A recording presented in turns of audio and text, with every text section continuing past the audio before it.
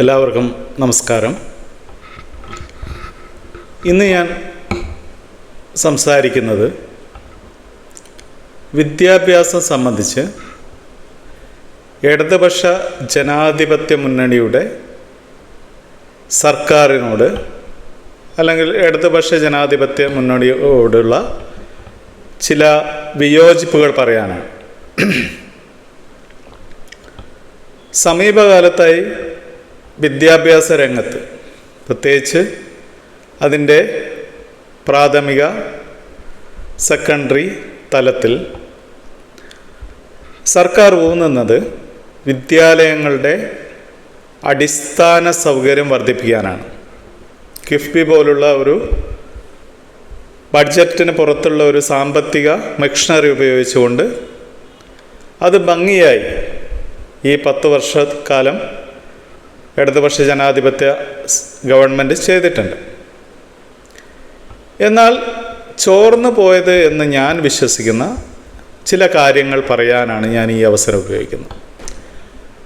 പാഠ്യപദ്ധതി പരിഷ്കരണത്തിൻ്റെ ആദ്യ നാളുകളിൽ പാഠ്യപദ്ധതി പരിഷ്കരണം വളരെ ശരിയായ ദിശയിലുള്ളതായിരുന്നു. അത് കേവലം വിവരങ്ങളുടെ കൈമാറ്റമായിരുന്നില്ല, മറിച്ച്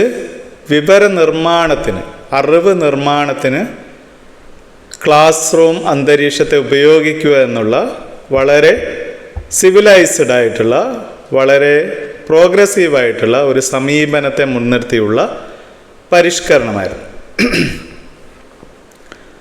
അതുകൊണ്ട് തന്നെ അത്തരം ക്ലാസ് മുറികളിൽ പഠന പ്രക്രിയയ്ക്കൊപ്പം ക്ലാസ് റൂമിനെ ജനാധിപത്യവൽക്കരിക്കാനുള്ള ഒരു പരിശ്രമവും പരോക്ഷമായും പ്രത്യക്ഷമായും നടന്നിട്ടുണ്ടായിരുന്നു. അത്തരമൊരു പരിശ്രമം അല്ലെങ്കിൽ അത്തരമൊരു പരിഷ്കരണം വളരെ അനിവാര്യമാണ്. കാരണം നമ്മുടെ സമൂഹത്തിൽ, പ്രത്യേകിച്ച് ഫ്യൂഡൽ മൂല്യങ്ങളെല്ലാം വളരെ ആഴത്തിൽ വേരോടിയ സമൂഹത്തിൽ എപ്പോഴും സ്വേച്ഛാധിപത്യ ഭരണകൂടങ്ങൾ നിർമ്മിക്കപ്പെടാനുള്ള സാധ്യത വളരെ കൂടുതലാണ്. അവിടെ അവർക്ക് ഏറ്റവും പ്രാഥമികമായി ഉപയോഗിക്കാൻ കഴിയുന്നത് അനുസരണശീലരായിട്ടുള്ള മനുഷ്യരെയാണ്, ആജ്ഞാനുവർത്തികളായിട്ടുള്ള മനുഷ്യരെയാണ്. നമ്മുടെ പരമ്പരാഗത ക്ലാസ് മുറികൾ നിർമ്മിക്കുന്നത് അത്രയും അനുസരണശീലരായിട്ടുള്ള മനുഷ്യരെയും ആജ്ഞാനുവർത്തികളായ മനുഷ്യരെയാണ്. കാരണം അവിടെ അധ്യാപകൻ എന്നുള്ള ഏകാധിപതിയാണ്. പരമ്പരാഗത ക്ലാസ് മുറികളിൽ അധ്യാപകൻ തികച്ചും ഏകാധിപതിയായ ആളാണ്. അയാളുടെ ഇച്ഛയിൽ മാത്രം പുലരുന്ന ഒന്നാണ് പരമ്പരാഗത ക്ലാസ് മുറികൾ എന്ന് പറഞ്ഞാൽ. അയാൾ ഡിക്റ്റേറ്റ് ചെയ്യുന്ന കാര്യങ്ങൾ കേൾക്കാനുള്ള ഒന്നാണ് പരമ്പരാഗത ക്ലാസ് മുറികൾ എന്നുള്ളത്.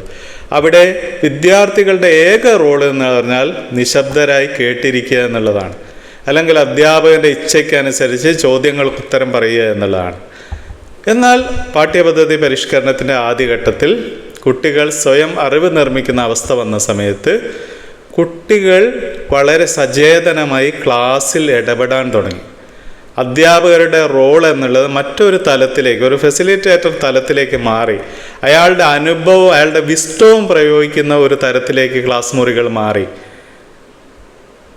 മറിച്ച് ഇന്നത്തെ അവസ്ഥയല്ല, ഇന്നത്തെ ഏകാധിപത്യം തുടരുകയാണ്, ഡിക്റ്റേറ്റർഷിപ്പ് തുടരുകയാണ്.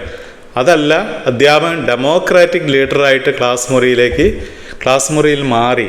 കുട്ടികൾ ഡെമോക്രാറ്റിക് ലീഡറായി മെല്ലെ മെല്ലെ വളർന്നു വരാൻ തുടങ്ങി. അപ്പോൾ ഇതിൻ്റെ അപകടം കൃത്യമായിട്ട് നമ്മുടെ വരേണ്യ സമൂഹം തിരിച്ചറിഞ്ഞിട്ടുണ്ടായിരുന്നു. ആ തിരിച്ചറിവിൻ്റെ നിദർശനം എന്താന്ന് പറഞ്ഞാൽ ഈ പാഠ്യപദ്ധതി പരിഷ്കരണത്തിനോട് ഉയർന്നു വന്ന എതിർപ്പുകളാണ്. അതായത് രക്ഷിതാക്കളുടെ അഭിപ്രായ രൂപീകരണത്തിൽ പോലും ശക്തമായിട്ട് ഈ ഉപരിവർഗ താല്പര്യങ്ങൾ ഇടപെടാൻ തുടങ്ങി. അവരെന്ത് ചെയ്തു? കുട്ടികൾ ആന കളിക്കുന്നു, കുതിര കളിക്കുന്നു, ഓടിക്കളിക്കുന്നു, ചാടിക്കളിക്കുന്നു, അധ്യാപകൻ ആന കളിക്കുന്നു. ഈ രൂപത്തിൽ ഈ പാഠ്യപദ്ധതി പരിഷ്കരണത്തെ അപഹസിച്ചുകൊണ്ട് സമൂഹമധ്യം അവതരിപ്പിക്കാൻ തുടങ്ങി. അവർ മറ്റു പാഠ്യപദ്ധതികളെ താരതമ്യം ചെയ്തുകൊണ്ട് കുട്ടികൾ ഗൃഹപാഠം പഠിച്ച് മിടുക്കന്മാരായി എന്ന് വരുത്തുന്ന പാഠ്യപദ്ധതികളൊക്കെ താരതമ്യം ചെയ്തുകൊണ്ട് അവരെന്ത് ചെയ്തു? ഈ പരിഷ്കരണത്തെ എതിർക്കാൻ തുടങ്ങി. ഈ എതിർപ്പിന് ഗ്രാജ്വലി ഫലമുണ്ടായി. നമ്മുടെ പാഠ്യപദ്ധതി പരിഷ്കരണ രംഗത്ത് നിന്ന് മെല്ലെയെങ്കിലും ഇത്തരം ജനാധിപത്യവൽക്കരണ ക്ലാസ് മുറി എന്നുള്ള രൂപത്തിലുള്ള പരീക്ഷണം മെല്ലെ അപ്രത്യക്ഷമാകാൻ തുടങ്ങി. അധ്യാപകരുടെ ഏകാധിപത്യ പ്രവണത കൂടുതൽ ശക്തമാകാൻ തുടങ്ങി. അപ്പം നമ്മുടെ അടിസ്ഥാന സൗകര്യ വികസനത്തിൻ്റെ ഭാഗമായി നമ്മൾ ക്ലാസ് റൂമുകളെ എക്യുപ്പ് ചെയ്യാൻ തുടങ്ങി. ഓഡിയോ വിഷ്വൽ ഏഡുകൾ കൊണ്ട് നമ്മൾ എക്യുപ്പ് ചെയ്യാൻ തുടങ്ങി. അവിടെയും എന്താണ്, ജനാധിപത്യവൽക്കരണം അല്ല നടന്നത്. അധ്യാപകൻ ഈ ടൂൾ ഉപയോഗിച്ചുകൊണ്ട് തൻ്റെ ഏകാധിപത്യ സ്വഭാവത്തെ തുടരുകയാണ് ചെയ്തിട്ടുള്ളത്. ഇതാണ് പ്രശ്നം. നമ്മൾ മോഡേണൈസ് ചെയ്യുന്ന ഒരു പുതിയ സാങ്കേതിക വിദ്യ നമ്മൾ എവിടെ ഇംപ്ലിമെൻ്റ് ചെയ്യുമ്പോൾ അത് ആരുടെ താല്പര്യത്തിന് ഉപയോഗിക്കുന്നു എന്നുള്ള പരമപ്രധാനമാണ്. ഇപ്പം നമുക്കറിയാം AI പല മേഖലയിലും കടന്നു കയറിയോടുകൂടി നിങ്ങൾ നോക്കൂ, വിഷ്വൽ മീഡിയയിൽ ഏറ്റവും കൂടുതൽ അത് ഉപയോഗിക്കുന്നത് പിന്തിരിപ്പന്മാരായിട്ടുള്ള ആൾക്കാരാണ്. വരേണ്യ പിന്തിരിപ്പൻ താല്പര്യങ്ങൾ സംരക്ഷിക്കാൻ വേണ്ടിയാണ്. നിങ്ങളൊന്ന് യൂട്യൂബിലടക്കമുള്ള എല്ലാ പ്ലാറ്റ്ഫോമുകളും എടുത്ത് നോക്കിക്കോളൂ. അത്തരം എലമെൻറ്റുകളാണ് നിങ്ങൾക്ക് ഏറ്റവും കൂടുതൽ കാണുക.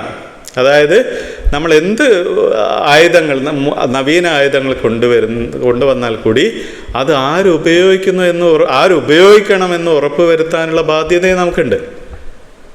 അപ്പോൾ ഇവിടെയാണ് നമ്മൾ ക്ലാസ് റൂം ജനാധിപത്യവൽക്കരണം സാമൂഹ്യ ജനാധിപത്യവൽക്കരണത്തിൻ്റെ അടിത്തറയാണെന്ന് തിരിച്ചറിയാതെ പോയതാണ് ഇടതുപക്ഷ പ്രസ്ഥാനങ്ങൾക്ക് വന്ന പാളിച്ച എന്ന് പറയുന്നത്. അല്ലെങ്കിൽ അവരെ ആ വഴിയിൽ നിന്ന് തെന്നിപ്പോയതാണ്, അല്ലെ അവരെ അടിച്ചു വീഴ്ത്തിയതാണ് ഇടതുപക്ഷ പ്രസ്ഥാനങ്ങൾക്ക് വിദ്യാഭ്യാസ രംഗത്ത് സംഭവിച്ച പാളിച്ച എന്നാണ് ഞാൻ ഒരു അധ്യാപകൻ എന്ന നിലയ്ക്ക് എനിക്കിവിടെ ഊന്നി പറയാനുള്ളത്. Okay, thank you.